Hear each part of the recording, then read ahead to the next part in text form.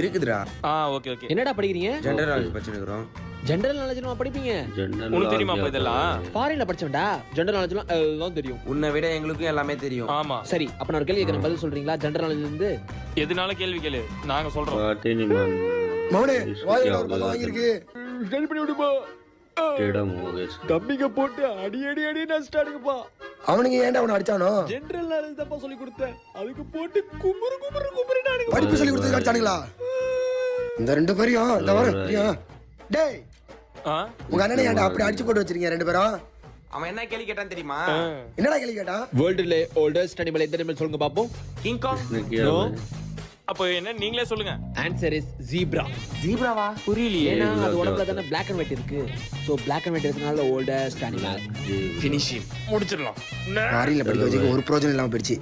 நீங்க அடிச்சது காட்டுதாண்டா. நான் 2 அடி அடிச்சிட்டு வரேன்.